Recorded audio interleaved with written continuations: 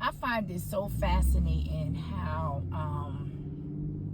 it's fascinating but yet sad how my sisters love their black men.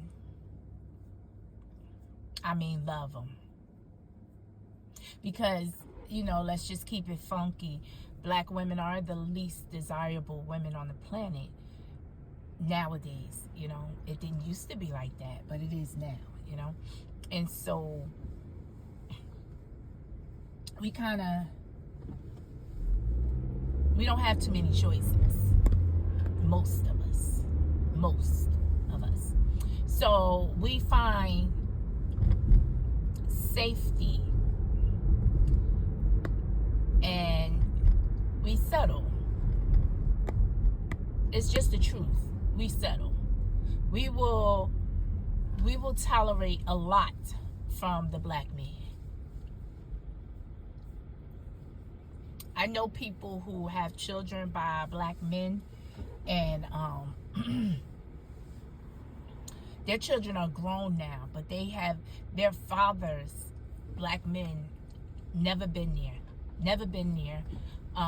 May have brought in a pair of shoes here and there, outfit here and there, maybe a little piece of jewelry every now and so often, but not there, not in the presence. This is real people that I know,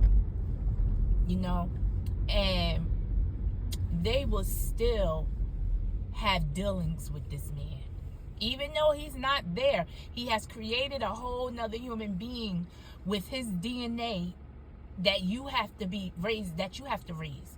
And whatever DNA, whatever that mixture from your DNA to his DNA have created, coming with any type of health issues, mental issues, understanding that the dynamic is not right in the home, need that man in the house, because all children deserve a mother and a father. But black women will settle. You'll have that man still come through when he can, and you'll still sleep with him. You'll still call him. I know people who still consider them good friends, although they really have never shown you anything besides a good time in the bedroom, maybe a blunt, maybe a meal, maybe some nail or manicure pedicure money, maybe an outfit. Really never showed you anything more than that. Maybe gave you a couple of dollars here and there, but honestly, when you really need them, they're never there.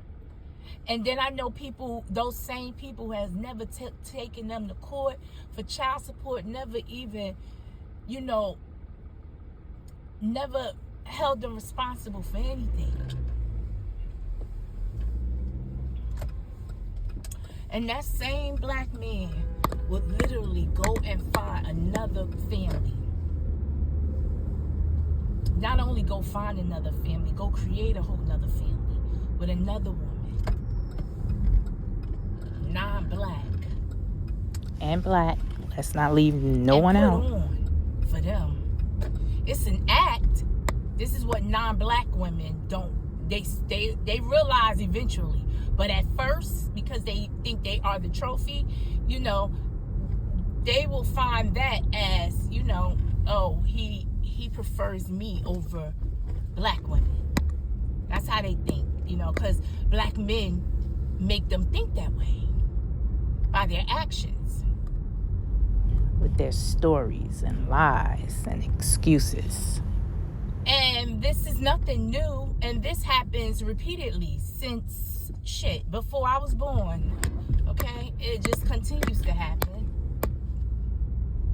but it's worse now because you actually have more and more black men showing and telling their disdain for black women. I heard someone say you would literally talk to a woman like that, someone that looks like your mother. Look like your mother. And I said, bingo. When I heard that, I said, bingo, that's the issue. We remind them of their mothers. And it takes them back to feeling like a little boy. Because we have to put them in their place because they step out of line a lot. And the black woman knows when you stepping out of line, and they do what they have to do to try to correct that. Black men don't like that. They find it easier to not have that conflict instead of fixing the problem. Can we talk about it? Can we talk about it? And please don't get me wrong. This is really not a black and white. It's really not a cultural thing. But because I am black, I'm speaking of the black experience. So I don't want anyone non-black to get offensive. Don't take offense to what I'm saying. I'm just speaking it how I see it. To open up the conversation. And when you open up the conversation, there's a better opportunity for change. But you have to be open. You have to be willing to hear. You have to be willing to really understand. Take it back. Think about it. If you've never experienced what I'm saying to you, this conversation really is not for you. I mean, I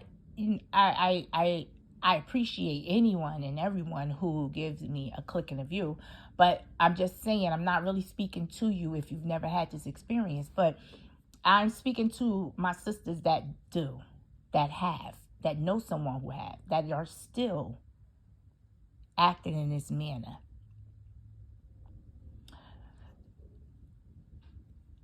And experiencing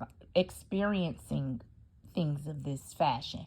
And I say that because one thing I hear often is,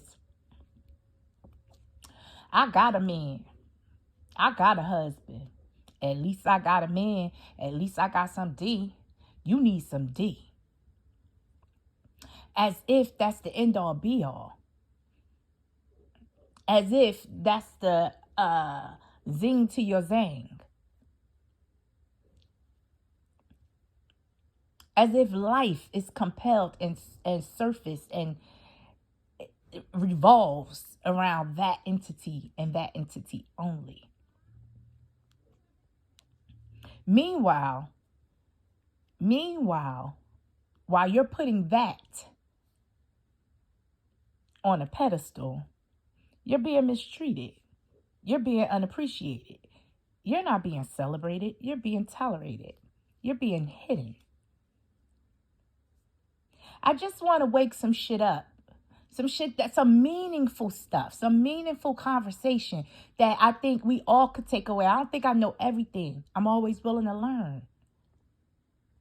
But I know what I know. And I would love us to get to a place where we are hearing each other and not talking at each other all the time. It's okay some of the time because, that's what we do. Stop being ashamed to be black. Let's start there. What black represents, who we are, whether good or bad. Let's stop being so shameful. But let's pick up a little more class with it. Just a little more. You can get somebody together. It's how you get them together. Let's get some dignity about ourselves. Some respect for self. Yeah. Some understanding of self-worth.